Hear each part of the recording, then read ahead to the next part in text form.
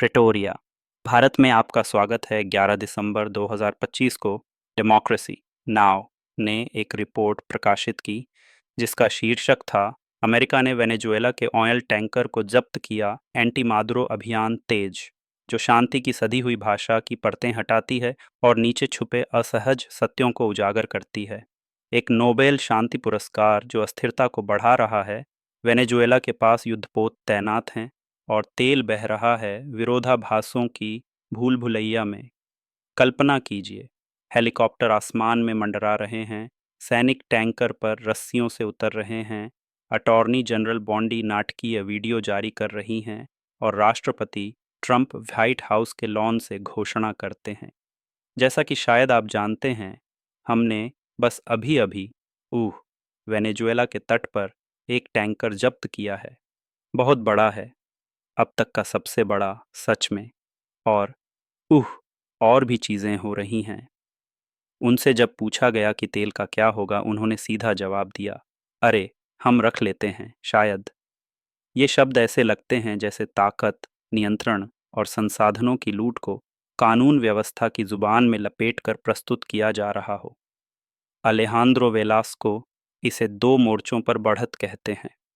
America ने कैरिबियाई क्षेत्र में 21वीं सदी की सबसे बड़ी सेना जमा कर ली है और एक ऐसी अवैधता को बढ़ावा दिया है जिसमें विदेशों में रखी गई संपत्तियों को प्रायः फिरौती के लिए अगवा कर लिया जाता है, कभी कोर्ट के जरिए, कभी डेस्क पर। जो इस रिपोर्ट में सही पकड़ा गया है वह है जबरदस्ती का यह पूरा मंचन, टैंकर की जब्ती, फाइटर जेट्स वेनेजुएला के तट पर, सार्वजनिक धमकियों की बौछार। यह सब एक रणनीति है, इतना दबाव बनाना कि सामने वाला कोई भूल कर बैठे ताकि बड़े स्तर की कार्रवाई को उचित ठहराया जा सके। और यही वो पैटर्न है जिसे वेलास्को पहचानते हैं।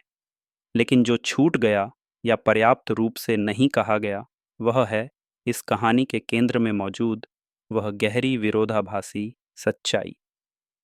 अमेरिका एक तरफ उस टैंकर को जब्त करता है जो कथित रूप से प्रतिबंधित तेल ले जा रहा है और दूसरी तरफ उसी देश से विशेष लाइसेंस के जरिए तेल खरीदता है, कोलंबिया को धमकी देता है।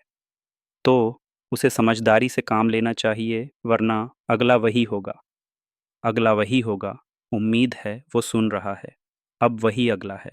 और उसी समय यही प्रशासन मादक पदार्थों की तस्करी से जुड़े लोगों को माफ़ी या सुरक्षा प्रदान करता है।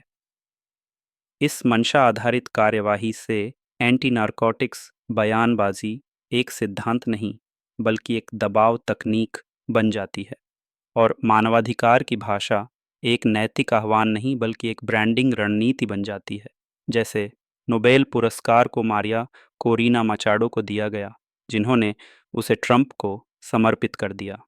ओस्लो में प्रदर्शनकारियों ने इस चयन को सैन्य हस्तक्षेप को वैध बनाने का जरिया कहा। इतिहास में हमने पहले भी देखा है कैसे प्रतीकात्मक पुरस्कारों को शक्ति संकेत के तौर पर इस्तेमाल किया गया, चाहे वो ओबामा हो या आंग सान सूची।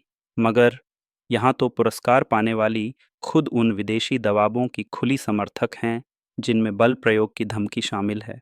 इस तरह जब सॉफ्ट पावर, नरम ताकत और हार्ड पावर, सैन्य दबाव मिलकर एक ही दिशा में चलें तो हमें बेचैन हो जाना चाहिए।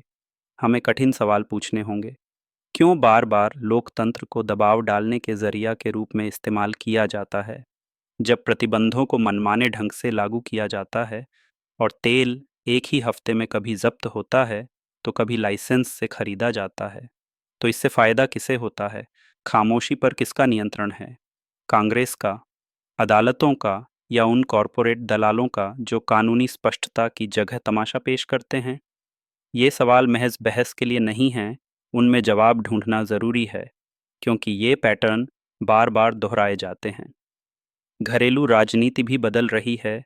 मियामी में हिगिंस भारी बहुमत से जीते और मतदाता पूछ रहे हैं कि विदेशों में रोमांचकारी कार्रवाइयां क्यों हमारी अपनी ज़रूरतों, मकान और स्वास्थ्य से ऊपर हैं। जब लोकतंत्र हस्तक्षेप के लिए बहाना बन जाए, तब विरोधाभास असली मकसद को उजागर करते हैं। हमें चाहिए पारदर्शिता, कानूनी जवाबदेही और एक सार्वजनिक विमर्श। क्या बल और प्रतीकवाद सचमुच लोकतंत्र की सेवा कर रहे हैं या फिर सत्ता और संसाधनों की तलाश को छिपा रहे हैं? बस इतना ही मेरे दोस्तों। कृपया मेरे चैनल को सपोर्ट करने के लिए लाइक और सब्सक्राइब करें। आप मेरा और कंटेंट स्पॉटिफाई पर और यूट्यूब पर प्रेटोरिया भारत नाम से देख सकते हैं। फिर मुलाकात होगी। यह थे स्कीपियो अमेरिकानस प्रेटोरिया भारत की ओर से।